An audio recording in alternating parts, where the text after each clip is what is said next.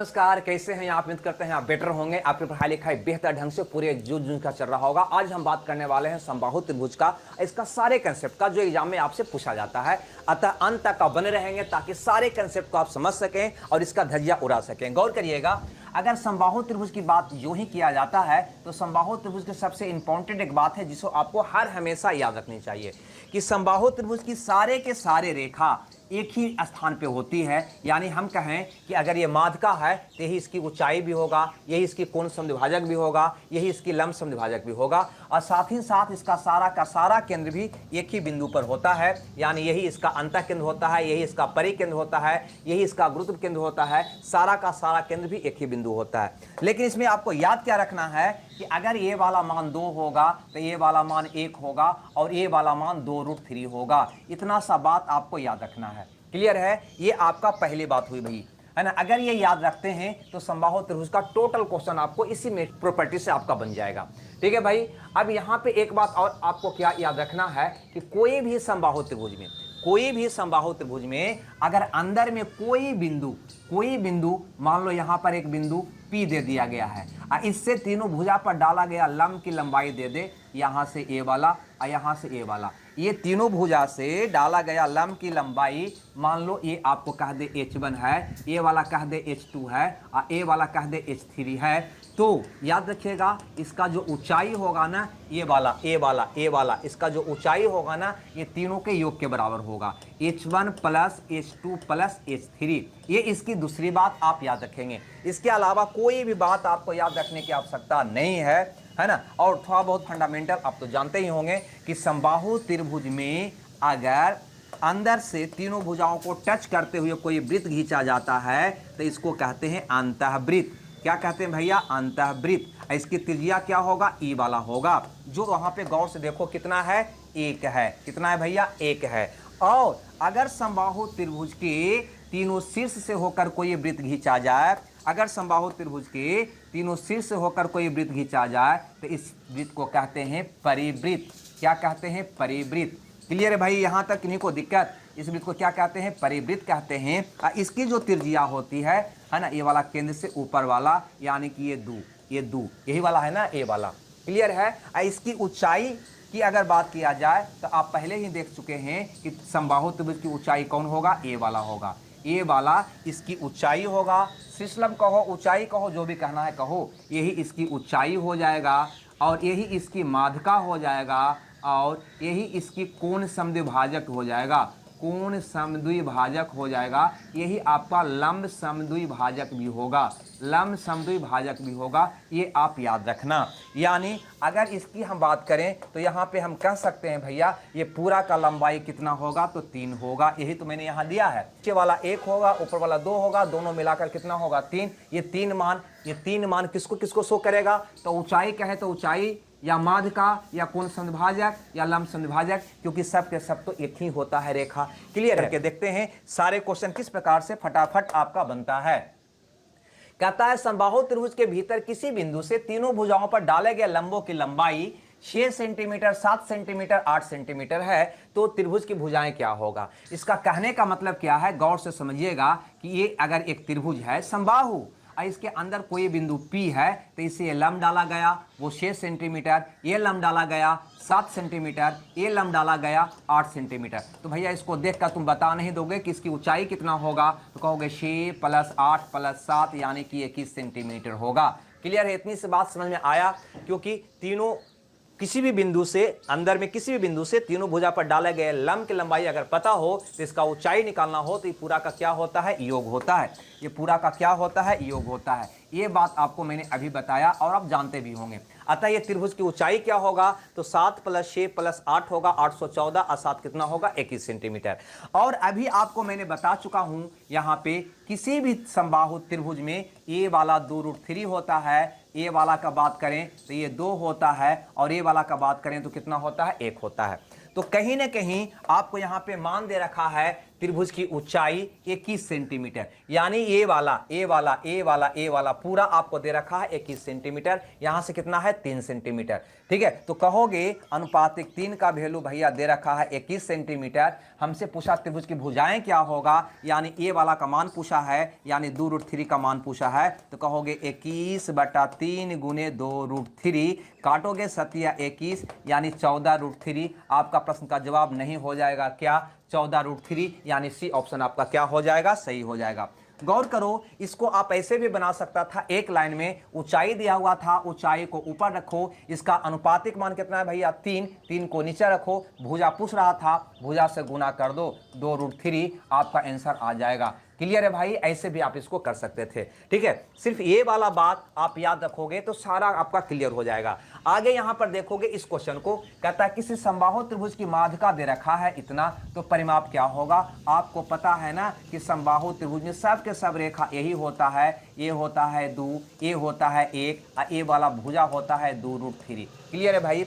अब यहाँ पे ये क्या दे रखा है, माध्यिका 6√3, माध्यिका ये यहाँ से यहाँ तक यही, तो इसका माध्यिका हो गया, जो वाला माप दिया हुआ है 6√3। और अगर आप अनुपातिक में देखोगे तो कितना दिया हुआ है 3, तो 3 का वैल्यू हो गया 6√3। तो कहोगे भैया 6√3 वैल्यू को ऊपर, इसका अनुपातिक मान को नीचे लिख दो, और जो पूछा जा रहा है उससे गुना कर दो। क्या पूछा जा रहा है, परिमाप यानी तीनों भुजाओं का योग। ये एक भुजा है 2√3, तो ये भी 2√3, ये भी 2√3, तो तीनों का योग कितना होगा, 2×3 6√3 हो जाएगा। बस 6√3 से गुना कर दीजिए, आपका आंसर आ जाएगा। यही आपका क्या हो जाएगा, परिमाप हो जाएगा।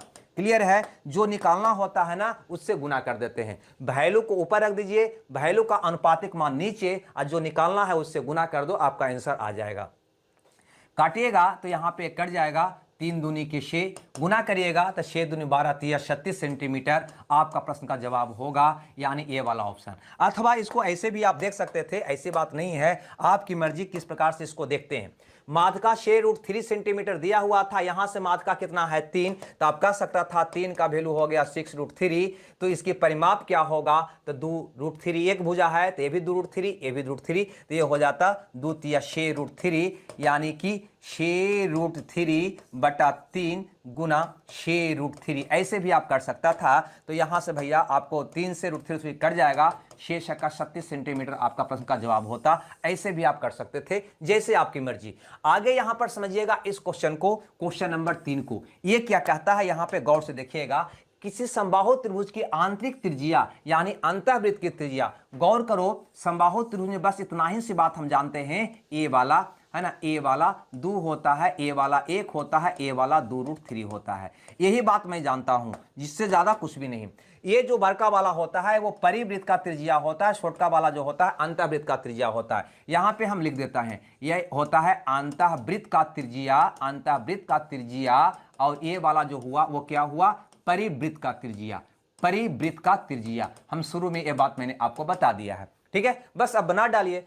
आंतरिक वृत्त की त्रिज्या √3, यानी कि वैल्यू आपको दे रखा है √3, किसका वैल्यू है, अंतःवृत्त का त्रिज्या का, जो अनुपातिक रूप में कितना है 1, तब वैल्यू का अनुपातिक मान नीचे। पूछा जा रहा है त्रिभुज का परिमाप, यानी तीनों भुजा का योग, 2√3 2√3 2√3 हो जाएगा 6√3, है ना। जो पूछा जाए उससे गुना कर देना। अनुपात के रूप में परिमाप क्या होगा, 2√3 2√3 2√3 6√3 हो जाएगा। उसका मान निकालना है, उससे गुना कर देना, आपका आंसर आ जाएगा। कितना आएगा भैया, तो 6×3 18, √3 √3 3, 3 18 सेंटीमीटर, यानी आपका उत्तर हो जाएगा ए। अथवा इसको अनुपातिक रूप से भी तुम देख सकता था, आपकी मर्जी। यहाँ पे अंतःवृत्त की त्रिज्या दे रखा था 3 सेंटीमीटर, और यहाँ पे है 1, तो हम कहते 1 का वैल्यू हो गया √3 सेंटीमीटर। तो तीनों भुजाओं का योग 6√3 का मान क्या होगा, ऐसे भी आप कर सकते थे। तो कहते √3/1 गुना 6√3, आपका आंसर वही आता। क्लियर है। तो ये वाला जो बात है आप बिल्कुल याद रखेंगे, जो वैल्यू दिया हुआ है उसको ऊपर, अब वैल्यू का ही अनुपातिक मान को नीचे लिखना है, और जिसको निकालना है उससे क्या कर देना है, गुना कर देना है। बहुत झटके में आंसर आ जाएगा। आगे यहां पर देखते हैं अगला क्वेश्चन, यानी क्वेश्चन नंबर 4 को। ठीक है। अब यहां पे ये क्वेश्चन कहता है कि किसी समबाहु त्रिभुज का परिवृत्त का त्रिज्या 8 सेंटीमीटर है तो अंतःवृत्त का त्रिज्या क्या होगा। गौर से समझिएगा। यहां पे अगर ये समबाहु त्रिभुज है तो आपको मैंने बताया है ये होता है 2, ये होता है 1, ये होता है 2√3। इतना ही आपको याद रखना है। ये वाला जो होता है परिवृत्त का त्रिज्या बड़की आर, ये होता है छोटकी वृत्त का त्रिज्या यानी अंतर्वृत्त का त्रिज्या छोटकी आर। ठीक है। हमसे पूछा है यहां पे कि परिवृत्त का त्रिज्या 8 सेंटीमीटर है, यही आपका परिवृत्त का त्रिज्या हुआ, ये आपका परिवृत्त का त्रिज्या हुआ और ये आपका अंतःवृत्त का त्रिज्या हुआ, अंतःवृत्त का त्रिज्या हुआ। तुम यहीं से निकाल सकते हो कि परिवृत्त का त्रिज्या 8 है, यहां पे परिवृत्त का त्रिज्या 2 है और यहां पे परिवृत्त का त्रिज्या 8 है। जो वैल्यू दिया हुआ है उसको और इसका यही वैल्यू का अनुपातिक मान को नीचे और जो मान निकालना उससे गुना, अंतःवृत्त का त्रिज्या निकालना यानी 1 का मान निकालना 1 से गुना कर दोगे, आपका उत्तर आ जाएगा 4 सेंटीमीटर। ऐसे भी तुम देख सकता है यहां पे, ऐसे भी तुम देख सकता है यहां पे कि ये परिवृत्त का त्रिज्या अंतःवृत्त का त्रिज्या में रिलेशन देखोगे तो इसका क्या होता है, आधा होता है। इसका क्या होता है, आधा होता है। देखो 2 है तो कितना है, 1 है। तो अगर बड़का वृत्त का त्रिज्या 8 है तो छोटका वृत्त का त्रिज्या इसका आधा होगा यानी कि 4 होगा। क्लियर है भाई। ऐसे भी इसको मौखिका बना सकता था। हमें लगता है ये बात आप समझ गए होंगे। ये क्वेश्चन और यहां पे देखिए गौर से, ये क्वेश्चन को भी देख लेते हैं। ये क्वेश्चन यहां पे कह रहा है कि समबाहु त्रिभुज की प्रत्येक भुजा 14√3 सेंटीमीटर है तो अंतःवृत्त का एरिया क्या होगा।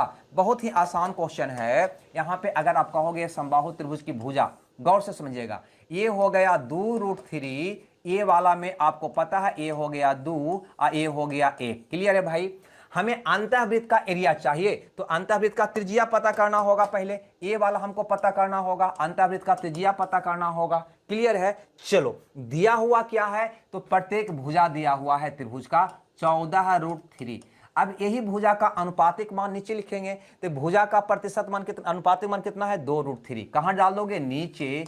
समझिएगा बात को, ये अनुपातिक रेशियो, अनुपातिक मान है ना। ये हम यहाँ पे त्रिभुज का भुजा दे रखा था 14√3, मैंने ऊपर रखा तो त्रिभुज का भुजा नीचे रखेंगे अनुपात वाला 2√3। निकालना क्या है, त्रिज्या यानी कि 1 का मान निकालना है तो 1 से क्या कर दोगे, गुना कर दोगे। देखो √3 से 3 कट जाएगा, 7 बार में 1 कट जाएगा। अब यहां से पूछा है कि अंतःवृत्त का त्रिज्या एरिया क्या होगा, एरिया क्या होगा। याद रखना हमें एरिया निकालने की आवश्यकता भी नहीं है, सीधे रख देंगे 154 वर्ग सेंटीमीटर स्क्वायर, ये मेरा उत्तर होगा। क्यों, क्योंकि त्रिज्या आपको यहां पे आ गया 7 सेंटीमीटर और 7 अगर त्रिज्या है तो उसका एरिया कितना होता है 154। आपको पता होगा 7, 44 और 154 यह स्टैंडर्ड मान होता है। यानी किसी वृत्त का स्टैंडर्ड त्रिज्या 7 माना जाता है, स्टैंडर्ड परिधि कितना हो जाएगा 44 और उसका एरिया कितना हो जाएगा 154। ये बात आप याद रखेंगे। अगर त्रिज्या 7 होगा तो उसका परिधि 44 होगा और उसका एरिया 154 होगा। क्लियर है। ये स्टैंडर्ड वैल्यू है, इसके आधार पे आप निकाल सकते हो या फिर ये फार्मूला भी लगा सकते हो, है ना। पाई आर स्क्वायर वाला फार्मूला भी लगा सकते हो। तो गुना आर का मान 7 है तो 7 गुना 7 करोगे, 7 से 7 कर जाएगा, 154 7 कर जाएगा, 154 आपका आ जाएगा। ऐसे भी आप कर सकते हो। क्लियर है भाई। तो हमें लगता है ये बात आपको समझ आ गया होगा। यानी ये वाला बात अगर आपके दिमाग में है, ये वाला बात अगर आपके दिमाग में है तो हमें लगता है सारे समबाहु त्रिभुज के क्वेश्चन को आप सेकेंडों में हल कर लेंगे। ठीक है। अतः आपको याद क्या रखना है, सबसे पहले तो ये 2, 1, 2√3 ये वाला मान क्या होता है, परिवृत्त का त्रिज्या 1 क्या होता है, अंतःवृत्त का त्रिज्या 1 क्या हो गया, इसका भुजा हो गया। और ये वाला लाइन क्या हुआ, तो ये वाला लाइन सब लाइन हो गया। आपका माध्यका भी यही हो गया, माध्यका कहो या ऊंचाई कहो या फिर कोण समद्विभाजक कहो, कोण समद्विभाजक कहो या फिर लंब समद्विभाजक कहो, लंब समद्विभाजक कहो, सब के सब यही रेखा होगा। ये आपको याद रखना है। और ये वाला केंद्र सब के सब केंद्र यही होगा, यही अंतः केंद्र, परिकेंद्र, लंब केंद्र, है ना, मध्य केंद्र, सब के सब केंद्र यही होगा। हमें लगता है ये बात आपको समझ में आ गया होगा, है ना। एक बार और इसको देख लीजिएगा। अगर ये क्लास बढ़िया लगा हो तो आप लाइक जरूर करेंगे, अपने दोस्तों में शेयर